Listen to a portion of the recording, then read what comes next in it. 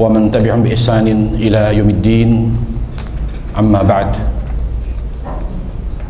Ayyuhal ikhwal kiram, para jamaah sekalian yang dimuliakan Allah Subhanahu wa taala, marilah kita senantiasa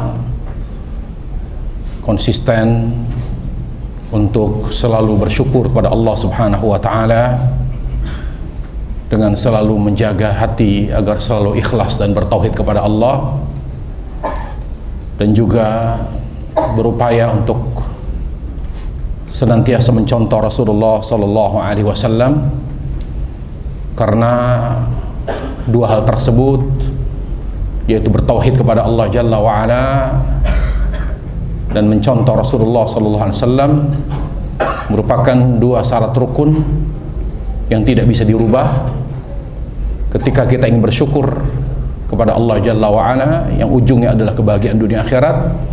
Maka kita harus jaga betul tauhid dan ittiba kita atau upaya kita mengikuti sunnah Rasulullah sallallahu alaihi wasallam. Para jemaah sekalian yang dimuliakan Allah Subhanahu wa taala, Islam itu substansinya adalah tauhid, sehingga Allah mewajibkan kita menganut agama Islam.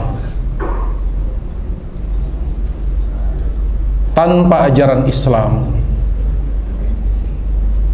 yang sesuai dengan apa yang dibawa oleh Rasulullah SAW, seorang tidak akan bertauhid kepada Allah Jalla wa'ala. Agama Yahudi, agama tauhid pada masanya. Agama Kristen juga tauhid pada masanya, ketika belum datang Islam. Tapi ketika agama Islam dengan syariat yang dibawa oleh Rasulullah SAW, maka secara keseluruhan adalah cara untuk bertauhid kepada Allah Jalla wa'ala. Oleh karenanya, kita tidak boleh mengurangi dan menambahkan apa yang sudah ada pada ajaran Islam, karena hal itu akan mempengaruhi tauhid kita kepada Allah Tabaraka wa Ta'ala. Para ulama ketika menjelaskan tentang urgensi tauhid, mereka jelaskan seperti yang disebutkan dalam hadis Jibril, yaitu tentang rukun iman, rukun Islam, rukun ihsan. Itulah proses tauhid dari awal sampai akhir. Pelajari saja hadis Jibril. Seorang yang memahami, menghayati dan mengamalkan rukun iman, rukun Islam, rukun iman, rukun ihsan, maka dia sudah mencapai ihsan. Tidak perlu menghadirkan hal lain di luar itu. Makanya para ulama mengatakan maratibuddin thalatha, tahapan dan tingkatan agama tiga: Islam, iman, dan ihsan. Islam berbicara tentang hak tauhid. Hak tauhid, makanya Islam itu identik dengan amal. Jadi orang Islam harus beramal. Makanya kata Nabi alaihissalam, man shalla salatana wa akala dhabihatana wastaqbala qiblatana falahu malana wa alaihi ma'alaina. Barang siapa yang sholat seperti sholat kita, menyembelih, memakan sembelihan kami dan menghadap kiblat sesuai dengan arah kiblat kami, maka dia adalah muslim. Di sini Nabi menyebutkan bahwa yang namanya muslim itu amal. Itu yang pertama, bahwa Islam itu amal. Jadi orang Islam tidak boleh berhenti beramal. Kapan dia berhenti beramal? Ketika dia sudah mati. Kata Allah Jalla wa'ala, wa'bud rabbaka hatta yatiyakal yakin. Beribadalah kepadamu beramalah terus sampai ajal menjemputmu, hatta ya'tiyakal yaqin. Para ulama bersepakat, para mufassir berijma, yakin dimaksud pada ayat adalah kematian. Lalu amal apa yang dimaksud? Karena muslim itu harus bertauhid. Amal yang dimaksud adalah amal yang bertolak dari tauhid, yaitu amal yang disebutkan dalam rukun Islam. Jadi kalau dia muslim yang mengerti akan keislamannya, dia fokus pertama yang harus dijaga dalam rangka menjaga tauhidnya, salat, lalu zakat, kemudian puasa Ramadan, kemudian haji. Bagi orang yang tidak ngerti, dia nyumbang, dia bangun masjid, dia sosialnya luar biasa, tapi tidak sholat, dia tidak ngerti Islam itu tauhid. Akan ditanya oleh Allah Jalla wa'ala, bisa mendapatkan ancaman yang keras walaupun dia bangun masjid. Allah Jalla wa'ala tidak akan bertanya kepada kita kalau kita tidak bangun masjid, karena hidup kita untuk bertauhid kepada Allah. Tauhidlah yang akan mendekatkan kita kepada surga. Tauhidlah yang akan menyelamatkan kita dari neraka. Kewajiban kita menuntut ilmu agama, mengetahui apa itu hak tauhid. Salat, zakat, puasa Ramadan, haji, itu hukuk tauhid, hak tauhid terbesar. Sehingga tidak heran kalau Imam Ahmad sampai mengatakan, berdasarkan hadis Nabi alaihi salam, al-hadul ladzi bainana wa bainal kufri as-shalah, man taraka faqad kafar, bahwa batasan antara Islam dengan kufur adalah salat. Siapapun yang tidak salat maka dia kafir. Karena orang tidak bertauhid tidak layak dibilang muslim. Ini penting, ikhwatal iman. Kenapa orang banyak yang tidak salat? Karena tidak ngerti salat. Salatnya hanya gerakan, tidak ada rohnya. Tidak mengerti fikih salat, tidak salat dengan hati, dengan khusyuk, tidak salat dengan rasa cinta kepada Allah Jalla wa'ala. Para jemaah, untuk membuat kita tidak salat, untuk membuat kita tidak berani tidak salat, butuh rasa takut. Jadi bagaimana kita tetap salat, istiqomah dengan salat? Hanya butuh rasa takut kepada Allah Jalla wa'ala. Syekhul Islam Taimiyah rahimahullah ta'ala mengatakan, istiqomah seorang, istiqomah artinya tetap menjalankan perintah, meninggalkan larangan Allah, hanya butuh rasa takut kepada Allah. Belum berbicara tentang kenikmatan. Jadi kita tidak akan merasakan khusyuk dan nikmat kalau baru takut kepada Allah. Jadi ada tahapan untuk membuat diri kita konsisten dengan sholat, tetap menjaga sholat dimanapun, kapanpun kita berada, dan perintah Allah yang lain kita jaga, dan larangan Allah yang lain yang kita tinggalkan. Kita butuh rasa takut kepada Allah. Makanya kata Syekhul Islam Taimiyah, al-khawfu yata'allaqu bil af'al. Untuk menjaga istiqomah maka perlu rasa takut kepada Allah. Jadi kalau ada orang Islam tidak sholat, dia tidak takut Allah. Begitu caranya. Dan itu terkait dengan banyak hal. Rumah tangga, pertemanan, atasan, bawahan, karyawan. Mau tahu dia amanah atau tidak, lihat sholat atau tidak. Karena orang yang tidak sholat, besar kemungkinan dia tidak amanah. Karena sholat pintu kebaikan, sebagaimana tidak sholat pintu keburukan. Karena Allah berfirman, inna sholata tanha 'anil fahsya'i wal munkar. Sungguhnya sholat dapat mencegah perbuatan keji dan munkar. Bagaimana kita menjadi orang baik? Allah sudah jadikan sholat sebagai kunci kebaikan amal, tapi kita meremehkannya, para jemaah. Kalau kita ingin menikmati salat, sebagaimana Nabi bersabda, "Wa ju'ilat qurratu 'aini fis shalah." Aku ini merasakan kenikmatan yang tiada tara dalam salat. Salat itu adalah penyejuk hatiku, pelipur laraku, kata beliau sallallahu alaihi wasallam. Qurratu 'ayun, penyejuk jiwa. Artinya beliau menikmati salat. Kalau kita ingin menikmati salat, maka kita harus punya kekuatan cinta kepada Allah. Kalau hati kita lebih kuat cintanya kepada dunia, kepada anak, kepada istri, kepada keluarga, kepada uang, kepada bisnis, sudah istiqomah aja dulu.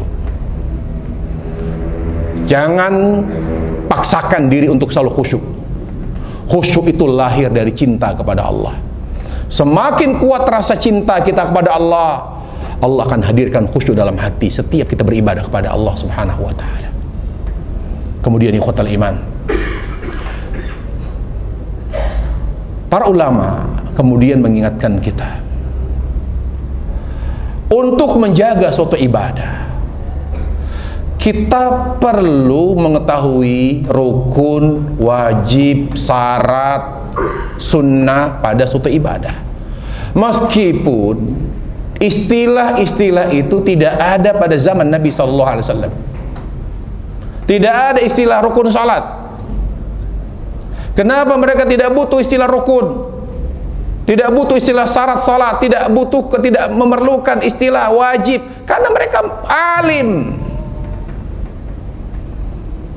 Dan mereka tidak pernah membedakan antara wajib dengan sunnah, antara haram dengan makruh. Beda dengan kita.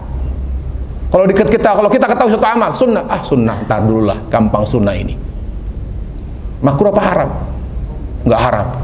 Kan nggak haram, nggak ada masalah kan? Sahabat Rasulullah la yufarriquna bainal haram wal makruh wa bainal wajib was sunnah. Mereka tidak pernah membedakan antara haram dengan makruh, antara wajib dengan sunnah. Bagi mereka wajib dan sunnah semuanya perintah Allah. Bagi mereka haram dan makruh semuanya adalah larangan Allah. Semuanya dibenci Allah, mereka tinggalkan. Karena kita mengalami penurunan dari segi kualitas keagamaan, kita perlu ada itu. Perlu ada istilah-istilah, dan ulama menghadirkan istilah-istilah dalam ibadah, dalam urusan atau perkara agama. Laisa dzalika illa litashil. Tujuannya adalah untuk memudahkan. Makanya kata ulama, semakin banyak istilah yang muncul, itu potret kebodohan kaum muslimin, dan kita harus malu. Contoh misalnya, dalam agama, misalnya Islam ya akidah. Islam ya akidah, tetapi mulai dipisah. Ilmu akidah dipisah dengan ilmu fikih. Akhirnya dipisah lagi. Fikih ke akhlak, ilmu akhlak. Fikih ada lagi ilmu muamalat namanya. Padahal muamalat itu fikih, akhlak itu fikih. Muncul ilmu-ilmu baru. Kenapa? Karena kebodohan kita semakin parah. Semua istilah itu, ilmu nahu, ilmu sorof, mana ada di zaman Nabi alaihissalam. Di zaman Rasul tidak ada titik, tidak ada koma. Nggak ada ba itu titiknya di bawah, ta titiknya dua di atas, fa titiknya di atas, tiga, nggak ada. Alim, agama bagi mereka itu saliqah, sudah bagian dari ruh mereka. Kita itu beragama kalau hanya Ramadan. Kalau tidak di Ramadan, agama hanya pada saat-saat tertentu saja. Kita harus malu kepada Allah Jalla wa'ala. Oleh karena ikhwatal iman, kita harus memahami dalam suatu ibadah agar kita bisa menjaga kualitas. Apa itu syarat-syarat sholat, rukun-rukun sholat, kewajiban sholat, sunnah-sunnah sholat. Berikutnya ikhwatal iman, bagian akhir dari pembahasan kita tentang sifat sholat Nabi SAW, yaitu kita terakhir membahas tentang duduk di antara sujud. Sudah kita sampaikan, duduk di antara sujud adalah rukun, merupakan rukun sholat. Ya, kalau rukun berarti tidak bisa digantikan dengan sahwi, harus dikerjakan. Berarti harus tambah satu rakaat. Siapa yang tidak duduk di antara dua sujud, maka dia harus mengulangi sholatnya satu rakaat, menambah rakaatnya, sholatnya satu rakaat. Kemudian ada cara duduk Nabi SAW. Ada dua cara. Yang pertama iftirash. Secara umum duduk Nabi iftirash, kecuali yang dikecualikan Rasulullah SAW. Secara umum duduk Nabi pada salat iftirash. Iftirash, kecuali yang dikecualikan Rasulullah sallallahu rabbi wa salamu alaihi. Apa yang dikecualikan? Ketika Nabi alaihissalam salat mengerjakan sholat fardu lebih dari 2 rakaat, maka duduk Nabi di akhir, di rakaat terakhir tawarruk. Kalau tidak ada keterangan, berarti kembali kepada asal, iftirash. Itu kaidah. Makanya kata ulama, setiap 2 rakaat duduknya iftirash. Kalau tidak lebih 2 rakaat, maka duduknya kalau lebih dari 2 rakaat duduknya tawarruk. Tapi kalau 2 rakaat semua salat wajib, sunnah, iftirash. Itu kaidah. Sampai muncul kaidah walaupun khilaf, tetapi yang kuat adalah iftirash, karena yang sahih Nabi terkadang tawarruk, tapi lebih sering iftirash. Makanya subuh yang sahih duduknya bukan miring, duduknya bukan tawarruk, tapi iftirash, tegak. Jadi duduk terakhir kita di saat subuh bukan miring, tapi iftirash, tegak. Hadis Aisyah, hadis Abu Hurairah, hadis Abu Humaid As-Sa'idi, hadis Abi Wa'il bin Hujr. 4 sahabat Rasulullah meriwayatkan cara duduk Nabi rakaat terakhir iftirash. Kenapa kita masih melakukan tawarruk? Fa inna khairul hadi hadi Rasulullah. Sebaik-baik petunjuk adalah petunjuk Rasulullah sallallahu alaihi wasallam. Ditambah lagi, terkadang Nabi ikha. Ya, meskipun ulama beda pendapat, ikha ini kapan dilakukan? Ya, sebagian ulama seperti Imam Syafi'i, Imam Ahmad, dan sebagian ulama salaf lain mengatakan ikha ini disunnahkan dilakukan di antara 2 sujud. Jadi dikecualikan. Jadi asalnya seluruh duduk pada sholat iftirash, kecuali yang dikecualikan oleh dalil. Nah, di rakaat terakhir dalil mengatakan di rakaat terakhir yang lebih dari 2 rakaat tawarruk. Kemudian dalil ada lagi menyebutkan pada duduk di antara 2 sujud Nabi menghadirkan amalan baru, yaitu ikha. Dalilnya hadis Ibnu Abbas, di mana beliau pernah melakukan ikha, duduk di atas tumit, ya, begitu, bagian belakang kaki duduk. Kemudian ditanya, faqulna inna nara jafa. Itu apa? Kata seorang laki-laki bertanya kepada Ibnu Abbas. Itu amalan apa Ibnu Abbas? Itu kayak kaku itu dalam sholat, itu main-main, kata beliau. Kenapa? Berarti apa? Ini dalil ikhwatal iman, orang itu tidak suka dengan sesuatu yang dia tidak tahu. Ketika seorang tidak tahu atau awam, dia akan tidak menyukai. Al-lisanu adul lima jahilah. Seorang itu akan membenci sesuatu yang dia tidak tahu, sehingga dia menilai ikha itu, dia bilang ini kaku, jangan main-main sama sholat, ini kaku, kata beliau. Lalu dibantah oleh Ibnu Abbas, bal hiya sunnati nabiyik, bal hiya sunnatu nabiyika sallallahu alaihi wasallam. Justru ikha ini sunnah Nabi sallallahu alaihi wasallam. Dari sini kita belajar, ya ikhwatal iman. Kalau kita menyadari diri kita awam, jangan berkomentar, tapi bertanya. Oh, kok begitu cara duduknya? Memang ada dalilnya? Bukan, itu cara sholat apa? Kok aneh? Kewajiban orang bodoh bertanya, bukan berkomentar. Karena sudah pasti ketika kita tidak tahu, kita akan membenci. Orang itu akan benci sesuatu yang dia tidak tahu. Tapi ketika dia cinta, dia akan lakukan. Tidak mungkin ada rasa cinta kalau tanpa didahului oleh ilmu. Ya, ini. Kemudian para jemaah sekalian Allah Subhanahu wa taala, terakhir kita bahas tentang tasyahud. Sudah kita jelaskan tasyahud ada 2. Tasyahud awal wajib, tasyahud akhir rukun. Jadi kalau ada di antara kita atau ketika kita berjamaah lalu imam tidak duduk tasyahud awal, lalu dia berdiri langsung, kita sudah ingatkan sebelum dia berdiri, bahkan mungkin kita tidak tahu karena kita dalam keadaan sujud, tapi dia langsung berdiri, jangan ditasbih, jangan ingatkan subhanallah, tidak perlu, karena dia sudah sudah berdiri dengan sempurna. Maka kita ikuti. Kita akan ingatkan subhanallah, subhanallah, kita paksa dia untuk sujud, padahal tidak perlu. Tidak perlu, karena dia imam sudah berdiri dengan sempurna, lanjutkan sholatnya. Maka karena dia meninggalkan kewajiban dalam sholat itu tasyahud awal, maka nanti di akhir sholat dia melakukan sujud sahwi. Dan Syekhul Islam Taimiyah merojihkan bahwa sujud sahwi itu wajib, apalagi meninggalkan kewajiban dalam sholat. Wajib sujud sahwi, karena Nabi tidak pernah tidak sujud sahwi ketika belum melakukan suatu kesalahan atau kelalaian. Ketika mengalami kelalaian dalam sholat, beliau selalu sujud sahwi. Beliau selalu sujud sahwi, ya. Kemudian para jemaah sekalian, apa perbedaan tasyahud awal dengan tasyahud akhir? Para ulama menjelaskan perbedaan tasyahud awal. Tasyahud awal hanya membaca tasyahud, hanya membaca tasyahud. Bacaan tasyahud hanya sampai wa asyhadu anna Muhammadan abduhu wa rasuluh, maka kita berdiri. Itu yang kita baca di tasyahud awal. Berbeda dengan tasyahud akhir, selain membaca tasyahud juga bersalawat pada Nabi alaihissalam. Jadi ada perbedaan antara salawat pada Nabi dengan baca tasyahud, beda. Sehingga tasyahud awal lebih ringan daripada tasyahud akhir.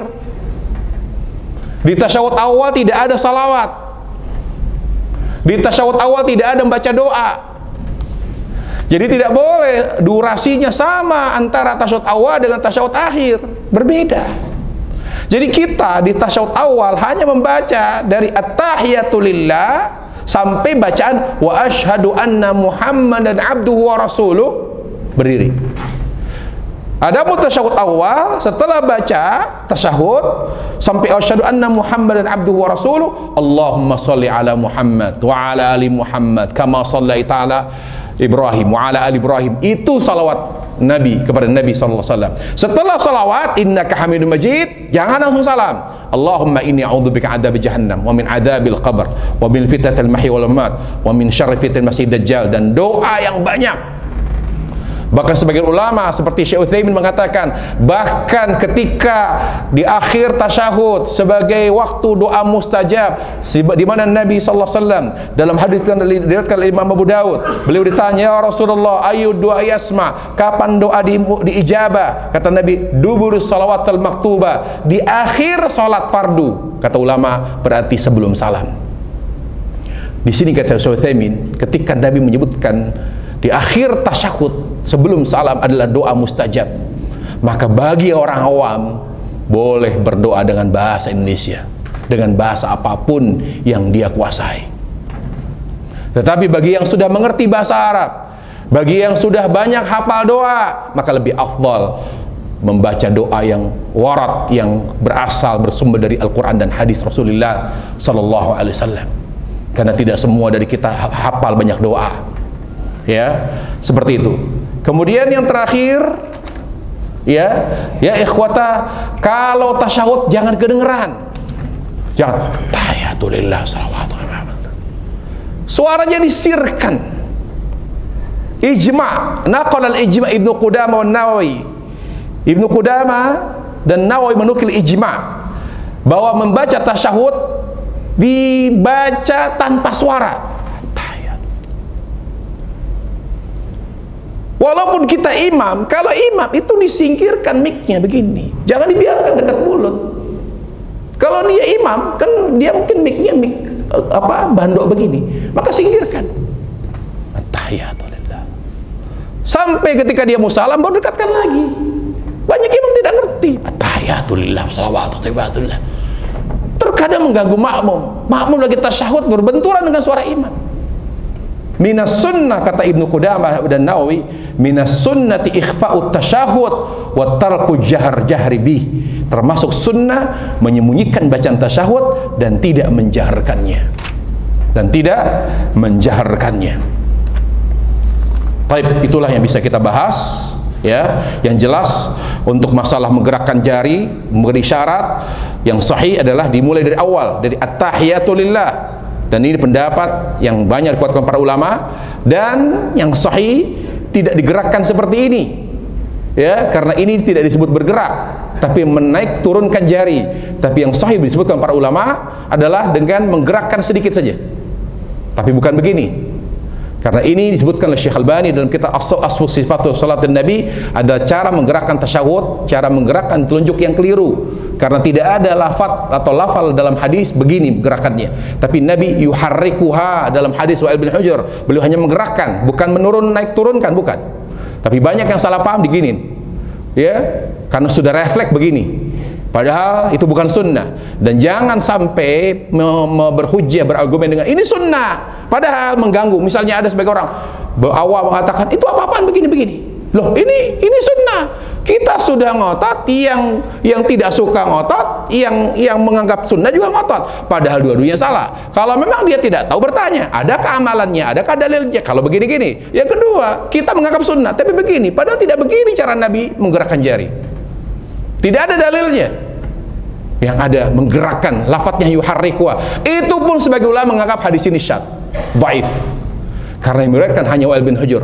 Tafadur riwayat, karena Wa'il hanya beliau yang meriwayatkan riwayat menggerakkan. Meskipun para ulama mengatakan syarat-syarat itu tidak harus ada mukhalafah, harus mukhalafah tamah. Ketika tidak bisa dipadukan antara riwayat baru dikatakan syadz. Kalau masih bisa dipadukan secara riwayat tidak bisa dikatakan syadz, tidak bisa dianggap atau dikatakan sebagai hadis atau riwayat yang lemah. Jadi yang sahih dalam menggerakkan hanya seperti ini. Terakhir ikhwatal iman, kita akan masuk Ramadan. Ramadan adalah bulan sabar.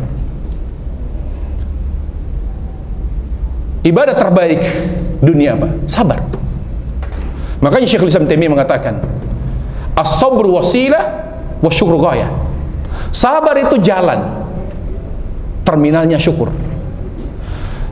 Jadi kalau kita ingin mencapai husnul khatimah, maka kita harus sampai kepada terminal syukur. Apa yang membuat kita mencapai syukur kepada Allah Jalla wa Ala? Sabar. Sabar. Makanya ibadah terbaik dunia sabar. Ibadah terbaik dunia sabar. Jangan bermimpi kita bersyukur pada Allah kalau kita tidak sabar. Itulah sebabnya mengapa Allah hadirkan Ramadan. Ibnu Rajab dalam kitab Jamil, dalam kitab Lataiful Ma'arif beliau mengatakan, kenapa Allah jadikan satu bulan khusus Ramadan sebagai bulan puasa? Karena pada puasa mencakup 3 macam sabar. Tidak ada puasa wajib lain selain Ramadan. Tidak ada. Puasa terbaik selain Ramadan, puasa Arafah. Itu sunnah, muakkadah. Sunnah terbaik secara mutlak, puasa sunnah, Arafah. Arafah. Dan itu termasuk pada 10 hari pertama Dzulhijjah, puasa Arafah. Mana lagi yang lebih baik? Nggak ada. Tapi itu sunnah. Kenapa hanya Ramadan yang Allah wajibkan puasa? Itu ada rahasia kata beliau, karena ada kesamaan antara sabar dengan puasa. Sama-sama kata Ibnu Rajab, pahalanya tidak terhitung. Ketika bicara sabar, Allah berfirman, innamu yafassabirun ajrun bighairi hisab. Allah akan memberikan pahala bagi orang yang sabar tanpa terbatas, tidak terbatas. Ketika bicara Allah Jalla wa Ala tentang puasa, kata Allah, kullu 'abdi ibni adam illa siyam fa innahu li. Seluruh amalan manusia kebaikannya akan terhitung dari 10 kali lipat sampai 7 kali lipat. Fa illa siyam, kecuali puasa, fa innahu li, itu khusus bagiku, aku rahasiakan. Apa kata Ibnu Rajab? Berarti fa inna ajra siyami la yu'addad bi adadin khas. Berarti pahala puasa tidak terbatas. Ketika ada kesamaan, itulah sebabnya Allah wajibkan. Jadi orang yang mau sabar selama 11 bulan, dia harus memanfaatkan Ramadan dengan baik, dengan ibadah. Karena keutamaan Ramadan tidak bisa kita raih kecuali melalui ibadah. Tapi ada yang manfaatkan Ramadan bulan bisnis, ada yang manfaatkan Ramadan bulan bersantai-santai, bulan ada istilah ngabuburit, ada istilah apa, nggak fokus pada ibadah. La yunalu ajrus siyam wa fadluhu illa bil ibadah lillah. Keutamaan Ramadan hanya kita dapat dengan ibadah pada Allah Jalla wa'ala, ibadah yang konkret. Kalau ada dalil mengatakan an-naum naumus sha'im ibadah, tidurnya orang puasa ada ibadah, itu hadis lemah. Ibadah apa itu? Dengan dia kita meraih pahala. Keutamaan Ramadan, puasa, taraweh, baca Quran, sedekah, doa, itikaf. 6. Disebutkan para ulama hanya 6 ibadah yang Allah syariatkan, yang Allah dahulukan, yang Allah prioritaskan, yang harus kita jaga. puasa, taraweh, baca Quran, sedekah. Ini sesuai dengan tertibnya, urutannya ya, sesuai dengan rankingnya. Puasa, keliru kalau orang taraweh tapi dia nggak puasa. Puasa dulu, kemudian taraweh. Kalau ada orang rajin baca Quran tapi tidak taraweh, keliru dia. Lebih afdal taraweh daripada Quran pada saat bulan Ramadan. Makanya Nabi alaihissalam sampai bela-belain taraweh di masjid.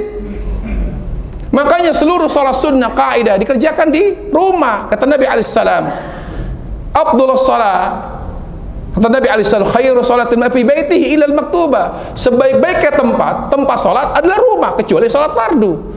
Tapi kenapa Nabi salat tarawih di masjid? Untuk membela agar seluruh kaum muslimin mengerjakan salat tarawih karena tempat umum. Makanya kata ulama, karena tarawih dikerjakan oleh Nabi alaihissalam di masjid dalam rangka mengangkat syiar agama, makanya lebih afdal tarawih dikerjakan di masjid, bukan di rumah. Bukan di rumah, karena dia adalah ibadah terbaik setelah puasa. Oleh karenanya Allah ikhwatal iman, upayakan kalau kita lembur, kalau kita ada kerjaan apapun, kalau tidak sempat tarawih, salat malam. Untuk apa? Ujungnya biar kita sabar.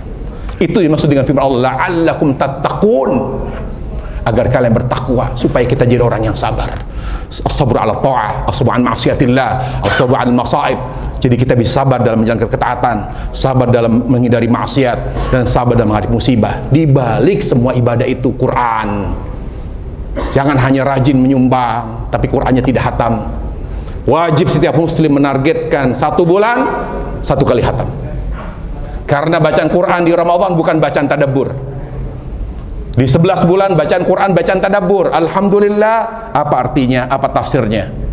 Tapi Ramadan lah, yang sahih qiraah mujarradah, hanya baca alhamdulillahirabbil alamin arrahmanir rahim, lewat saja. Tapi tetap tartil. Bukan alhamdulillahirabbil alamin arrahmanir rahim, apa tafsirnya lalu kita merenungkan. Itu bacaan di bulan Ramadan. Setelah kita mentargetkan setiap hari 1 juz, baru sedekah. Galakkan sedekah. Menggalakkan sedekah, sedekah membagi takjil, sedekah menyalurkan dana untuk sahur, sedekah secara umum. Setelah itu baru doa. Setiap saat di waktu Ramadan doa, karena seluruh waktu Ramadan adalah waktu mustajab. Manfaatkan untuk berdoa kepada Allah Jalla wa'ala, terutama menjelang berbuka puasa. Karena Nabi alaihissalam mengatakan, inna lis-shaimi da'watul lit-turat inda fitrihi. Seorang yang berpuasa menjelang berbuka ada doa yang mustajab. Kemudian upayakan itikaf, karena Nabi alaihissalam, kata Ibnu Hajar rahimahullah, beliau melakukan itikaf tujuannya mendapatkan Lailatul Qadar. Kalau kita tidak mendapatkan libur, ada kegiatan yang tidak bisa kita tinggalkan, lalu tidak bisa membuat kita tidak bisa itikaf secara sempurna, itikaf semalam ba'da isya sampai subuh. Disebutkan oleh para ulama dalam bab itikaf, ada itikaf sempurna, ada itikaf yang tidak sempurna. Ambil malam-malam ganjil walaupun kita paginya masih kerja, mulai itikaf, karena memang itikaf tujuannya mendapatkan Lailatul Qadar. Semoga Allah Subhanahu wa taala membersihkan hati kita semua dari semua dosa, mengampuni dosa-dosa kita semua. Semoga Allah mempertemukan kita dengan Ramadan. Semoga kita dijadikan oleh Allah Subhanahu wa taala ketika bertemu Ramadan dalam keadaan sehat walafiat, karena memang yang paling penting bagi kita adalah kesehatan. Kemudian kebersihan hati, itu yang kita lakukan dalam rangka menyambut Ramadan. Buat apa kita menyambut Ramadan tapi hati kita kotor? Maka kita mengalami kesulitan untuk beribadah kepada Allah, tidak maksimal, dan sedih kita kalau pada saat kita Ramadan, masuk ke Ramadan kita sakit. 2 hal yang kita minta, hati dibersihkan, fisik disehatkan. Ya, karena memang Ramadan lebih identik dengan bulan ibadah fisik, ibadah hati dan ibadah fisik. Wallahu taala alam, wa sallallahu wasallam wa baraka Muhammad wa ala alihi wa sahbihi wasallam, walhamdulillahi alamin. Subhanakallah bihamdik, asyhadu an la ilaha illa anta, astaghfiruka wa atubu ilaik. Assalamualaikum warahmatullahi wabarakatuh.